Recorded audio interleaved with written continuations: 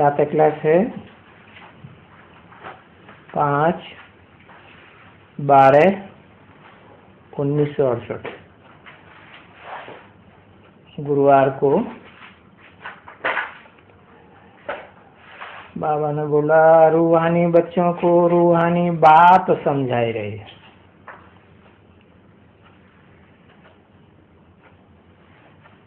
आत्मा की स्थिति में रहने के लिए याद दिलाते हैं कि समझने वाले बच्चे भी रूह और समझाने वाला सुप्रीम टीचर भी रूह।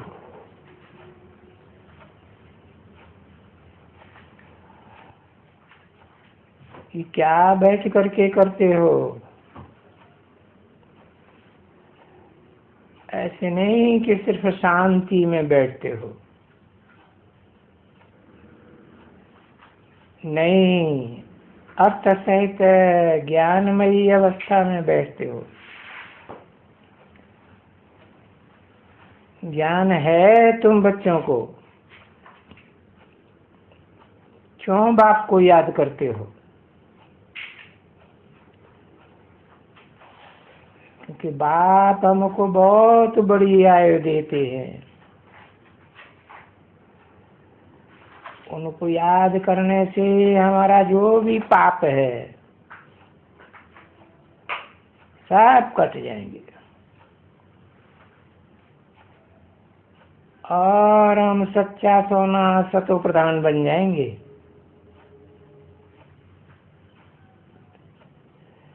देखो कितना तुम्हारा श्रृंगार होता है,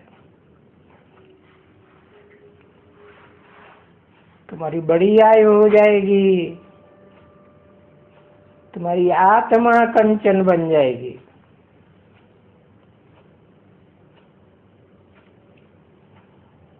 और अभी खाद पड़ी हुई है उस आत्मा में बहुत। इसलिए याद की यात्रा से ये जो इसमें आत्मा में कचरा पड़ा हुआ है विकारों का, रजोगुण का तमोगुण का, वो सभी निकल जाएगा। इतना सा तुमको फायदा होने का है और फिर आयु भी बड़ी हो जाएगी और स्वर्ग के निवासी बन जाएंगे। अच्छा, स्वर्ग के निवासी बन जाएंगे और फिर बाबा आकर ज्ञान देंगे। उससे फिर क्या होगा? बहुत धन मिलेगा, रतन मिलेंगे, तुम पद्मा पदम भाग्यशाली बन जाएंगे।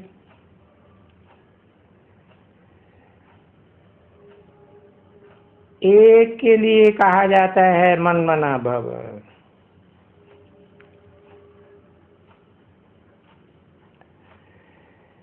यानी हे बच्चों, माम एकम याद करो।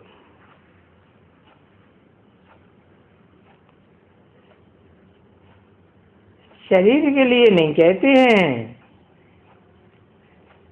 कि कोई शरीर के लिए कहते हो, क्योंकि बाप को शरीर है ही नहीं।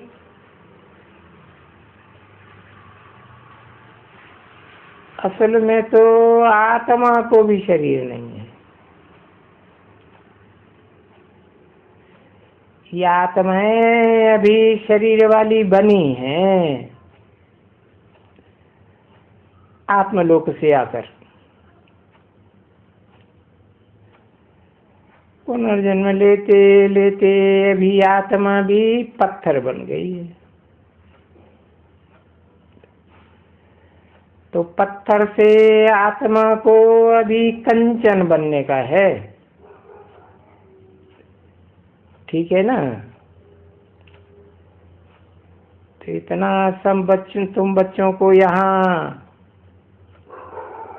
एक तो पवित्र बन रहे हो, जिसके लिए बाप समझाते हैं कि जन्म जन्मांतर तो मैंने पानी में स्नान किया है, बहुत स्नान किया, इस विचार से कि ये पानी से हम पवित्र बन जाएंगे, हम पाप से पावन हो जाएगा। परंतु रिजल्ट क्या हुआ कि हम और ही पतित बन गए, कोई फायदा नहीं हुआ। नहीं, और ही नुकसान में पड़ गए, क्योंकि ये है झूठी माया, झूठी काया, झूठा साथ संसार। सारा संसार झूठ बोलने वाला है। उसमें भी नंबर 1 झूठ बोलने वाला कौन है? ये तुम्हारे गुरु लोग। बाप ने समझाया ना, जबकि मैं तुझे पार करता हूँ, पावन बनाता हूँ, तो फिर तुम्हें पतित कौन बनाते हैं?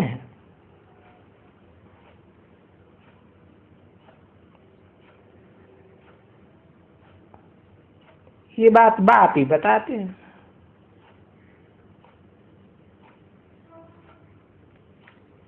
रावण की मत पर ये तुम्हारे साधु संत गुरु गोसाई ये शास्त्र वगैरह पढ़ते पढ़ते फील करते हो ना,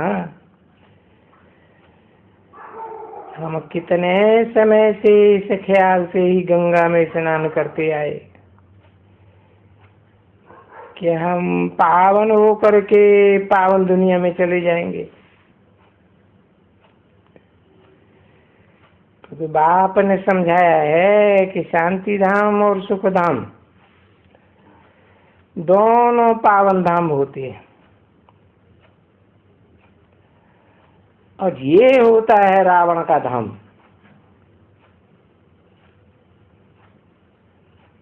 और वो होता है पतित धाम।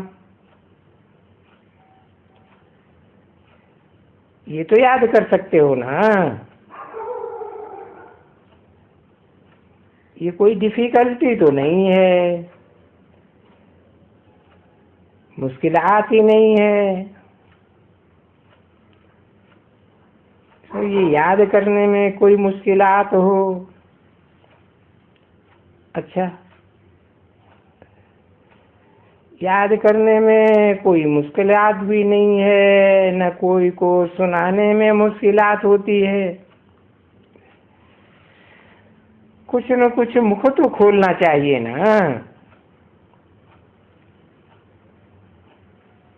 तो जब भी कोई भी मिले तो उनको कहा जाता है, अपन को आत्मा समझ है, बेहद के बाप को समझो, तो समझ जाएंगे झट। क्योंकि आत्मा का बाप है परमात्मा।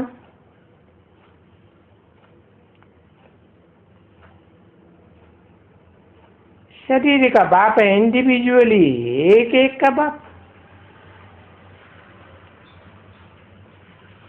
और वो तो है सबका एक ही बाप। और वो दुनिया में होते हैं एक एक अलग अलग बाप।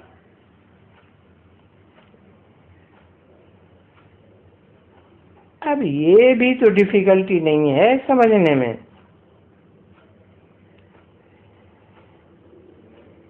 इसमें कोई पढ़ाई स्कूल की वगैरह की दरकार ही नहीं है। नहीं, बाप हिंदी में समझाए रहे हैं अच्छी तरह से, कोई दूसरी भाषा में नहीं सुनाते हैं। क्योंकि हिंदी भारत की इस समय में भाषा है, देखो सभी बुलाए करके बोलते हैं हिंदी में बोलो, हिंदी में बोलो। तो देखो बाप पहले से ही आकर के हिंदी में ही बोलते हैं।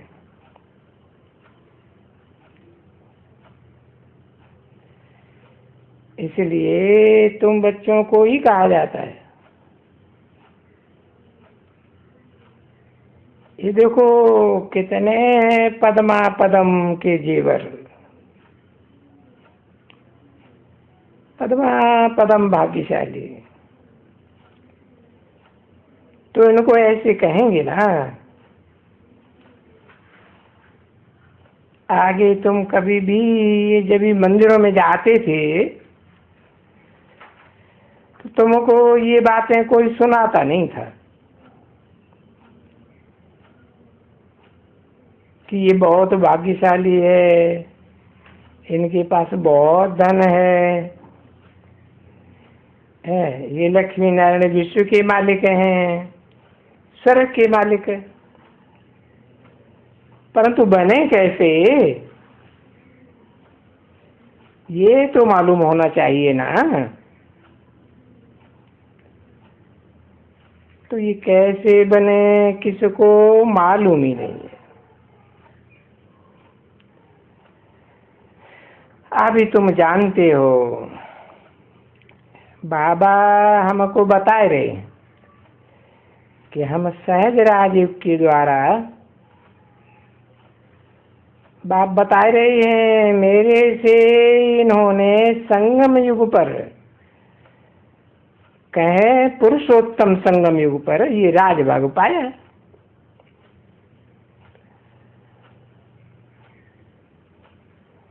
और तो कोई भी युग को पुरुषोत्तम संगम युग नहीं कहा जा सकता है, क्योंकि और कोई युग में तो पुरुषोत्तम नर से नारायण बनते ही नहीं है।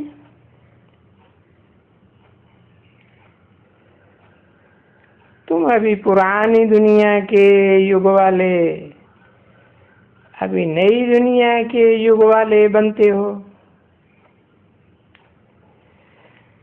नई दुनिया के युग को कहा जाता है सतयुग।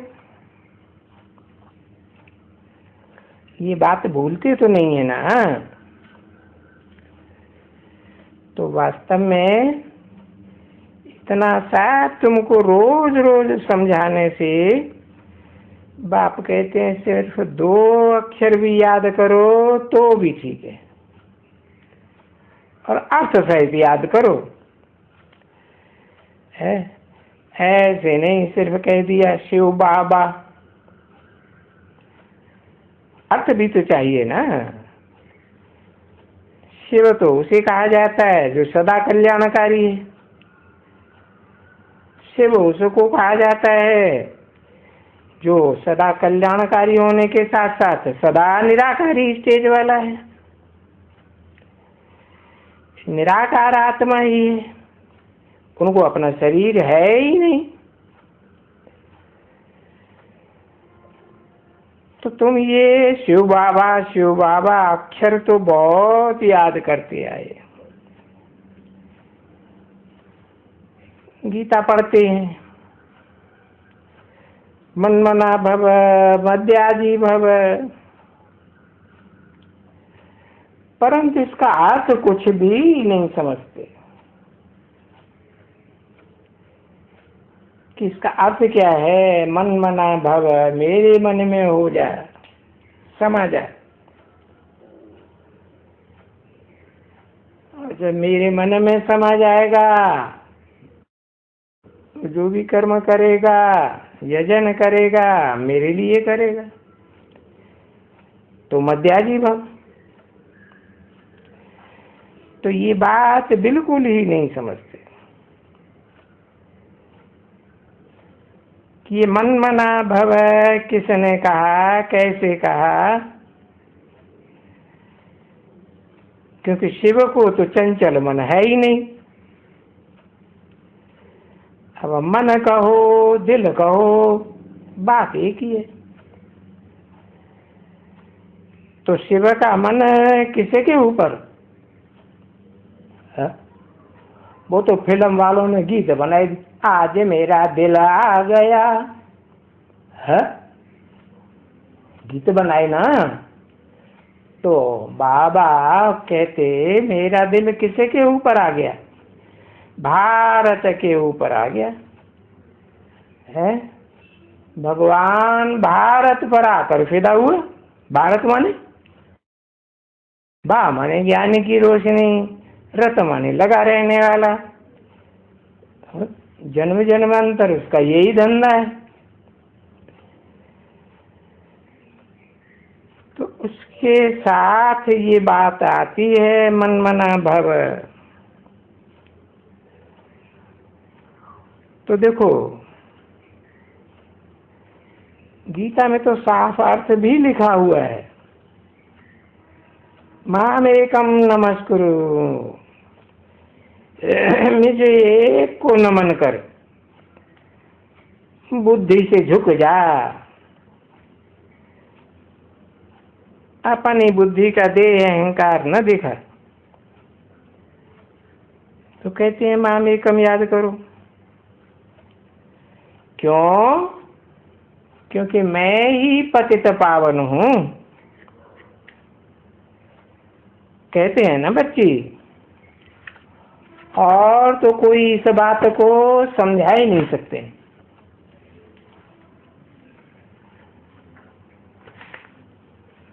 कि मैं पतित पावन हूं, कैसे पतित पावन?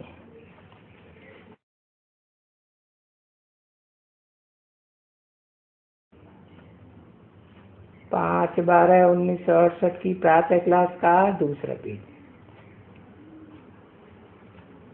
मैं पतित पावन हूं ये कौन कहते हैं?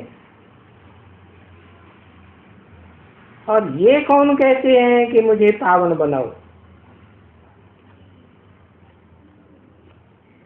वो जो पावन बनेगा तो जरूर वापस जाएगा ना बच्चे पावन धाम में।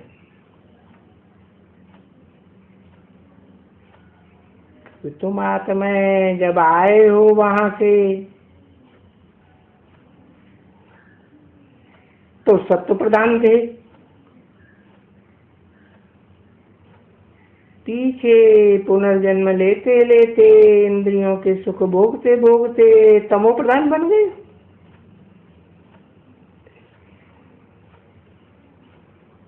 ये 84 जन्मों का भी 84 के चक्र कहा जाता है ना। ये ज्ञान भी तुम बच्चों को बाबा ने सुनाया और बताया कि अब ये 84 जन्म पूरा हुआ। और ऐसे भी कहते हैं हाँ 84 जन्म के बाद तुम फिर नया जन्म लेते हो। नया जन्म लेने नई दुनिया में जाते हो। नई दुनिया में फिर ये देवता बन जाते हो। अभी तो तुम बच्चों को हरेक को ये तो जरूर है कि बरोबर हम 84 जन्म कैसे लेते हैं। अभी तो हम बाप को भी जानते हैं, बेहद के बाप को। और ये जो 84 जन्मों की रचना है उसको रचना को 84 का चक्कर कहा जाता है। तो 84 के चक्कर को भी जान गए और बाप को भी जान गए। तो देखो अभी तुम आस्तिक बन गए। तो बाप ने बताया जो बाप को जानते हैं वो आस्तिक, और जो बेहद के बाप को नहीं जानते वो नास्तिक। आगे तो तुम भी नहीं जानते। अब आगे को तो आगे ही कहेंगे ना। आगे का मतलब भविष्य में नहीं, पास्ट में जन्म जन्मांतर तुम नास्तिक थे, है? कौन कौन से युगों में नास्तिक थे? है? कहेंगे सतयुग, त्रेता, द्वापर, कलयुग, चारों युगों में बाप को जानते थे? हाँ, नहीं जानते थे। तो कोई भी नहीं जानते, क्योंकि जो बाप आकर पढ़ाते हैं और अभी पढ़ा रहे हैं, और पहले तो कोई भी नहीं जानते थे। और तुम बताते भी हैं, जाओ कहाँ भी जाओ, ये बात जो बेहद का बाप समझाते हैं, कोई नहीं दुनिया में समझाएंगे। तो बरोबर समझना चाहिए ना कि भाई तुम्हारा भी श्रृंगार कौन कर रहे हैं? कौन कर रहे हैं?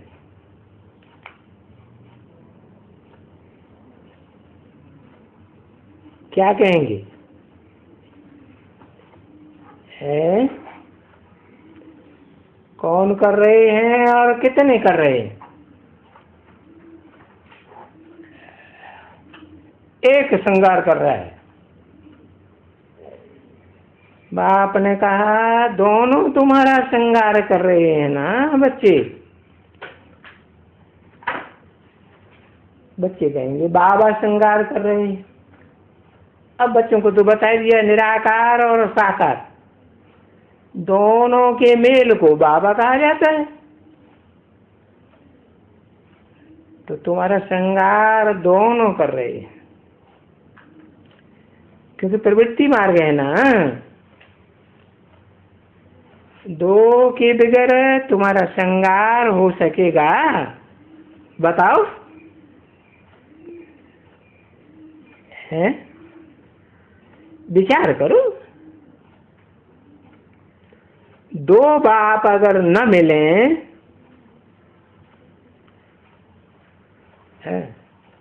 एक ही शरीर में दो बाप, बेहद के दोनों बाप न मिले, तो शिव बाबा कैसे कहा जाएगा और कैसे श्रृंगार करेंगे तुम्हारा?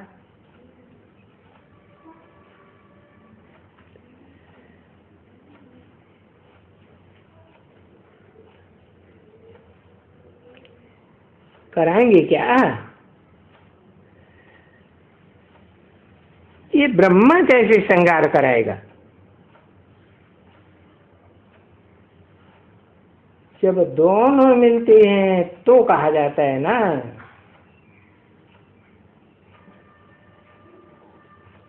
मत तो 12 है,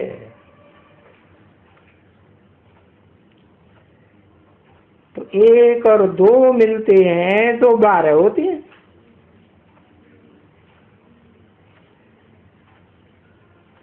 तो एक भी तुम्हारा श्रृंगार नहीं कर सकता।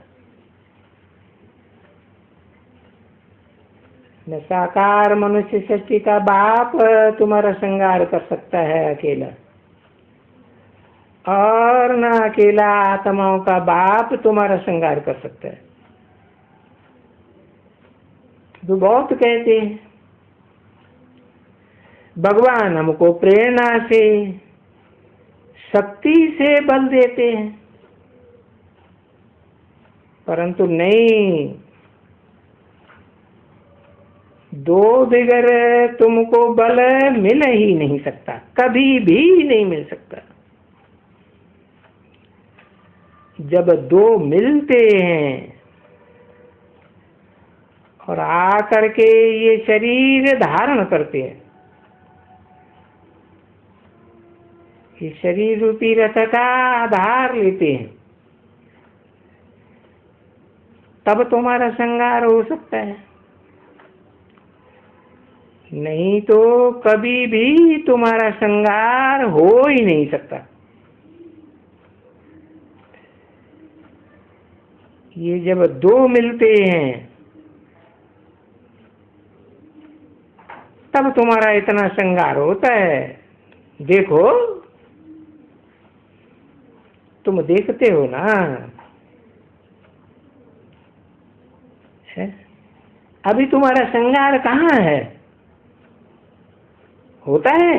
है? अभी तुम्हारा श्रृंगार है या नहीं है?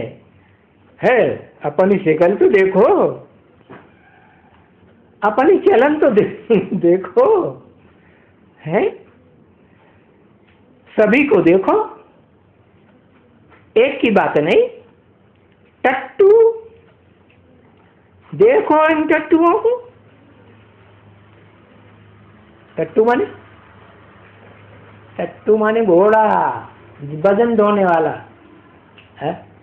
ये गौशाला का वजन ढो रहा, वो गौशाला हो रहा है, इनका वजन, अपना वजन, घर वालों का वजन, लौकिक का, अलौकिक का, पारलौकिक में तो वजन ढोने की बात ही नहीं। हाँ, ये तो जानते थे कि हम बरोबर वैश्यालय में डूबे पड़े थे, गटर में पड़े हुए थे, समझा ना? और अभी भी देखो, अपनी मनसा को देखो, गटर में डूबने के लिए कितनी कोशिश करती है। बाबा तो भेज देवे एकदम स्वर्ग में, और ये तो एकदम विषय वैतरणी नदी में कूदती है।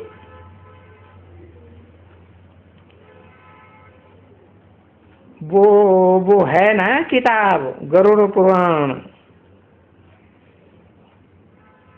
जिसमें लिखा है वैसे विषय वैतरणी नदी। तो ये समझते हैं, सुनते हैं, कान से सुनते हैं। देखो, सब सुनते हैं, और ये सभी सुनते हैं, सभी यंगस्टर्स सुनते हैं।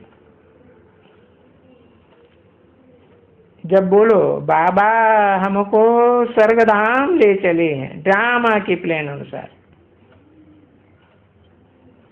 समझे ना बच्चे?